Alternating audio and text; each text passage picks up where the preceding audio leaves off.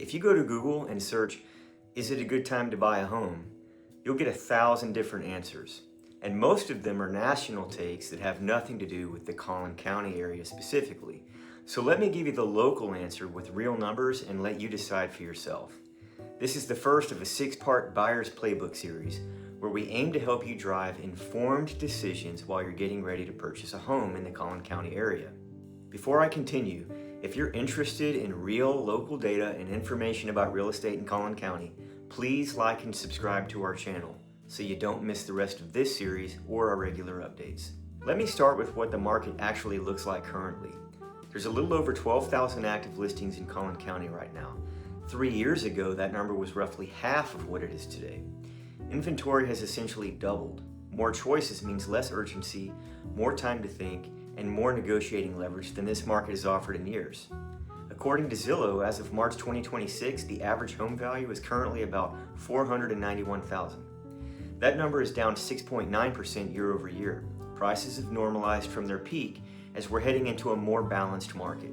A 6.9% decline near the average price level represents roughly $34,000 in value adjustment compared to a year ago. According to data from April 2026, homes are going pending in about 25 days on average. The market is still moving and buyers have time to be thoughtful, but well-priced homes are still going under contract fairly quickly, and that distinction does matter. Here's a number that sheds some light on things. 71.8% of McKinney homes sold below list in March 2026, meaning more than 7 out of 10 buyers paid less than what the seller was originally asking. Back in 2021 and 2022, buyers were competing against a dozen other offers and paying over asking just to get a shot. As I already mentioned, that dynamic has shifted. So the price adjustments aren't a crash in the market. We've simply moved into a more balanced and sustainable territory. According to Bankrate, the 30-year fixed rate as of May 2026 is 6.5%.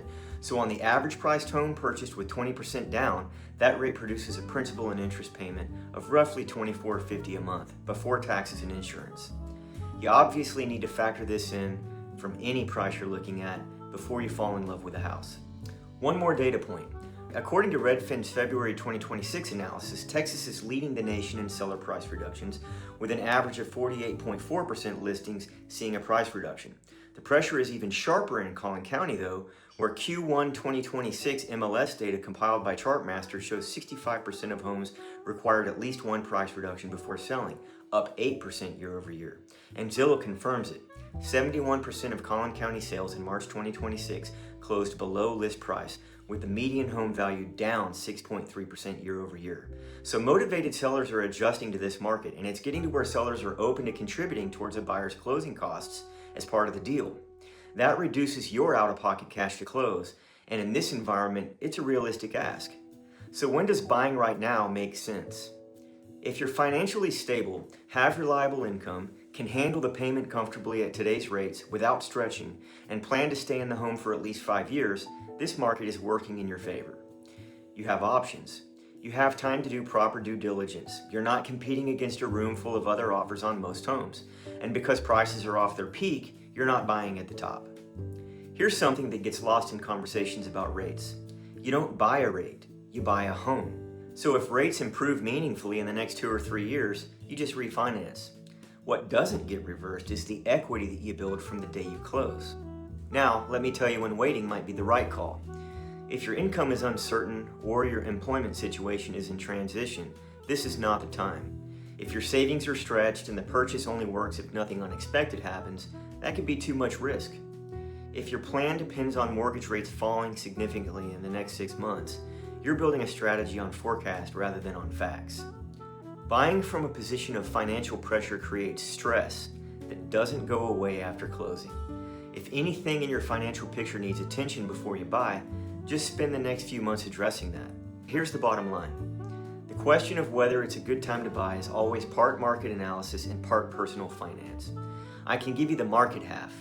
More inventory, prices off their peak, more homes selling below asking, and sellers offering concessions. That's a better environment for buyers than anything we've seen from 2020 through most of 2024. The personal finance half, only you can answer. If you want to work through your specific situation and get an honest read on what buying in this market actually looks like for you, visit dnj.realty/contact. We'd love to meet with you. I'm David Hughey with D&J Realty Group. I'll see you in the next one.